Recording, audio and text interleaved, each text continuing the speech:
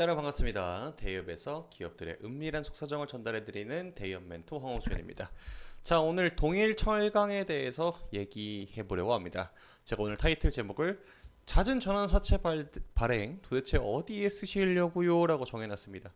사실 이 내역들을 계속 찾아봤는데 이 지금 신사업을 추진을 하는 건지 아니면은 뭐 다른 생각이 있는 건지 잘 의도가 파악이 되지 않을 어떠한 것들이 많이 발생을 했는데 요거 무엇인지 한번 찾아보고 유상증자와 전환사채는 사실 없던 주식이 생기는 거기 때문에 기존 주주들한테는 분명한 영향을 끼치고 있습니다. 이 부분에 대해서도 한번 다뤄보도록 하겠습니다. 바로 본 내용 시작할게요.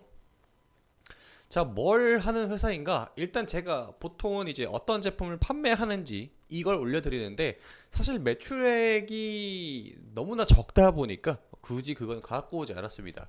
근데 보면은 매출액은 44억 원, 그리고 매출액 그래프를 확인하면은 이 정도로 되어 있고, 제가 오늘은 좀 특별하게 순이익표를 갖고 왔어요. 그리고 23년도 6월달 순이익이 115억 원 적자가 났습니다. 115억 원 적자. 자, 그런데 보통 같은 경우에 제가 이제 순이익을 그냥 넘어가고 이제 특별한 거 없으면 그냥 한 번씩 짚어주고 마는데, 이 회사는 여러분들 꼭 순이익을 봐야 됩니다. 왜 그러냐? 주식으로 상장되어 있는 회사들은요, 회사에서 남는 비용 이런 걸 가지고 여러 가지 투자를 또 할 수 있습니다. 뭐 예를 들어 철강회사라고 하게 되면은 원자재가 이제 창고에 재고로 남잖아요. 요것도 재산으로 됩니다. 그리고 회사가 소유하고 있는 부동산의 가치, 요것 또한 될 수 있고, 기타 뭐 매출에 대한 채권, 어음이라든지 이런 거 발생한 거. 그리고 가장 중요한 거, 이 회사가 주식으로 상장되어 있는 회사죠. 다른 회사에 투자를 할 수도 있습니다. 그렇기 때문에 이것에 대해서 가치 변동 또한 순이익에 포함이 됩니다. 자, 보면은 영업이익은 적자인데 순이익이 이런 식으로 이제 괴리율이 발생하는 회사들 있잖아요. 그 폭이 매출액 대비해서 좀 컸을 때 그런 회사들은 보통 주식 투자를 합니다. 대부분. 아니면은 부동산 쪽에서 어떠한 지대한 가치의 변화가 있거나 이런 쪽으로 발생할 수 있으니까 여러분들 이런 거 꼭 체크해 볼 거고, 지금 오늘의 종목 동일철강 같은 경우에는 그런 징후가 포착이 되었습니다. 자, 내역들을 확인을 하게 되면은 전자공시 사이트 들어가서 쭉 검색하면 이런 식으로 증권 발행 결과, 주요 사항 보고서, 증권 발행 결과, 소액 공모 어쩌고저쩌고 뭐 타인에 대한 무보증 결정, 채무보증, 무보증이 아니라 채무보증이죠. 그 외에 이런 내용들이 포함이 되어 있습니다. 대부분 회사들이 이제 유증이나 무증을 띄울 때 이런 식으로 이제 공시를 띄우곤 하는데 그 내용을 한번 확인을 해봐야 됩니다. 그 중에서 제가 6월 26일 날 나와 있던 요거 한번 볼 건데, 자, 제 3회 우리가 봐야 될 것만 제가 체크할게요. 회차 몇 번째인지, 그러면은 지난 1, 2회차가 있단 소리입니다. 그리고 금액이 얼마인지 20억이네요. 자, 그러고 나서 최초 이사회 통과된 날짜가 6월 24일이니까 그리고 6월 26일까지 현금을 20억 원을 넣어야 된다라는 겁니다. 이게 도대체 무슨 소리인지 관련해서 요거 눌러서 들어가면 또 세부적으로 들어갈 수 있는데, 한번 확인을 해보면은 요런 내용이에요. 전환사채. 자, 전환사채 어려운 거 없어요, 여러분들. 제가 친구한테 돈을 빌렸어요. 근데 개인끼리 했잖아요. 개인 사자 씁니다. 그래서 이것도 사채에 포함이 된다. 자, 우리 가끔 뉴스 보다가 보면은 국채 발행률이 늘어났습니다 이러잖아요. 그럼 국채는 뭡니까? 국가, 나라 국자 써가지고 국가가 발행한 채권입니다. 자, 그러면은 회사가 발행했어요. 이거는 회사채라고 이렇게 표현을 해요. 천사채 누굽니까? 장난치지 마시고요. 자, 아무튼 봅시다. 그래서 20억 원 정도가 발행이 됐다라는 겁니다. 그래서 이 20억을 도대체 해가지고 어디다 쓸 건데 이것도 표기를 해야 돼요. 그래서 보통 악재로 보는 게 이거 시설 자금에 대한 건데, 그리고 운영 자금인데, 그리고 그 채무 상환 자금, 요 세 가지 살짝 좀 평가가 애매합니다. 시설 자금은 보통 이제 캐파를 늘려서 공장 생산 능력을 그거거든요. 그래서 이건 호재로 보통 봐요.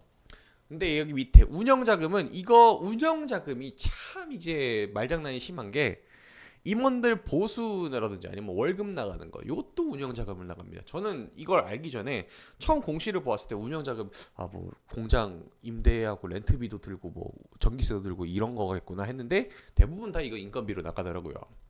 그래서 이거는 인건비로 보면 됩니다. 그래서 인건비도 못 주는 회사다라는 그런 판단이 있기 때문에 이거는 뭐라고 해석될까요? 악재. 보통 그래요. 보통 제가 혼자 생각하는 게 아니라. 그래서 요거 채무 상환이 최악 중에 최악입니다. 빚진 거예요. 빚진 거. 이자도 못 낸다라는 겁니다. 그런데 보면은 이 20억을 어디다 쓴다? 타법인증권 취득 자금이라는 겁니다. 만기가 지금 3년 남았네요. 자, 근데 이게 참 애매한 거예요.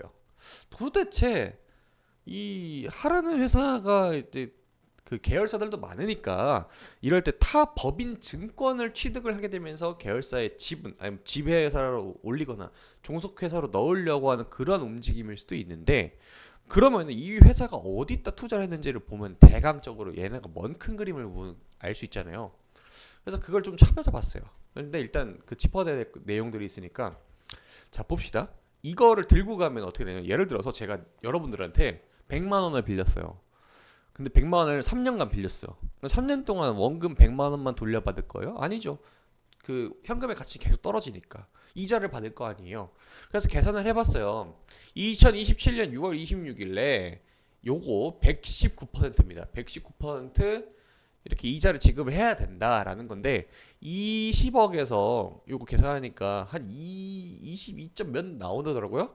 그래서 이거를 수익률로 따지면은 19%짜리인데 이거를 3년에 나눠서 하잖아요. 그래서 6점 몇 프로 떨어져요. 6.5 떨어질. 6점, 많이 나올 때 6.5도 나오고 결국에는 이제 6%로 예, 수렴하긴 하는데 아무튼 그겁니다. 그리고 중요한 거, 얘가 3년 동안 돈을 빌려주는데, 여러분들도 저한테 돈을 빌려줬다가 갑자기 목돈 나갈 때가 있어. 야 빨리 좀 내놔 이럴 수도 있잖아요. 그럴 때 야 나 근데 너한테 이자도 내가 너한테 100만 원 빌렸는데 너무 급할 때 했으니까 고마워서 만기 때 130만 원으로 갚으면 안 되냐? 근데 지금은 내가 돈이 별로 없어서 110만 원밖에 못 줘 하는 거예요. 오케이? 그런 식으로 이제 할 수도 있다는 겁니다. 그거 이제 콜옵션 뭐 풋옵션 행사 이거인데 너무 이제 딥한 거니까 패스하고, 그리고 이것에 대해서 주식으로 전환을 가능해요. 근데 이게 전환 비율 100%로 해가지고 20억에 대해서 싹 바꿀 수가 있습니다. 이 돈을 빌려준 건데 회사 주식을 담보로 했기 때문에 싹 바꿀 수가 있어요. 그래서 전환가액이 얼마입니까? 1037원이죠. 만약에 이 1037원보다 지금의 현재 주가보다 훨씬 아래다라고 하게 되면 이게 악재로 보통 해석이 됩니다. 훨씬 높다는 거의 없어요. 그런 프리미엄은 태어나서 본 적이 거의 없습니다. 그래서 그런 경우는 없다라고 보면 되고, 이게 물량으로 팍 터져 나온다 생각해 보세요, 여러분들. 20억이 한순간에 따닥 하고 그 시장에 풀리게 되면은 당연히 주가는 하방 압력을 받겠죠.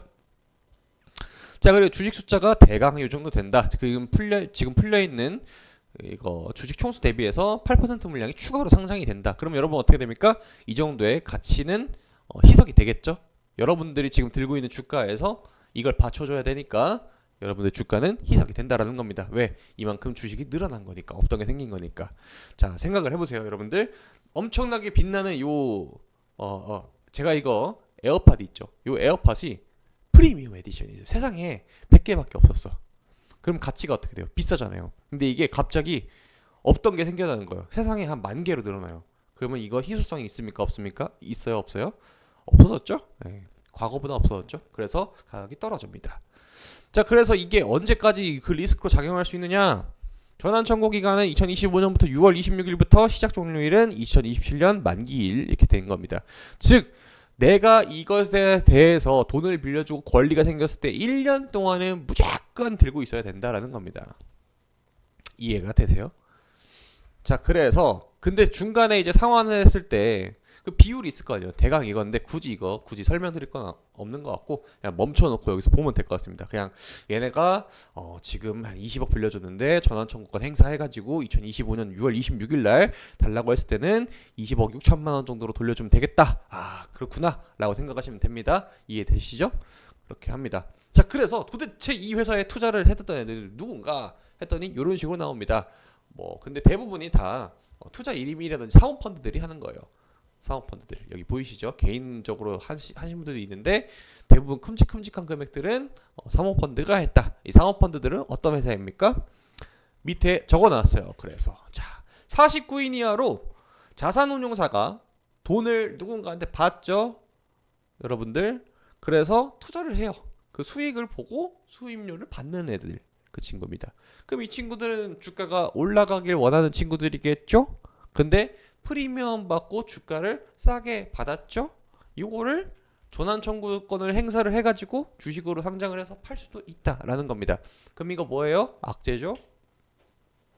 그런 겁니다. 회사라는 게 그래요. 자, 그래서 이 20억으로 도대체 어디다 투자를 했냐인데, 자, 잘 보세요, 여러분들. 동일철강은 무슨 회사입니까? 철강 회사잖아요.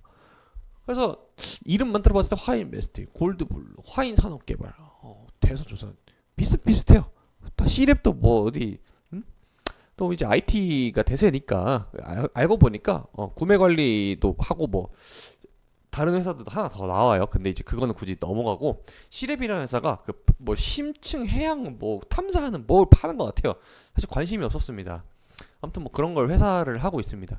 그래서 기존의 철강 회사가 보통 사업의 다각화를 하려고 하면 뭘 하냐면요. 이 탄소 중립 얘기가 나오다 보니까 신재생 에너지 사업을 조금 하는 회사를 지분을 인수하거나 이러거든요.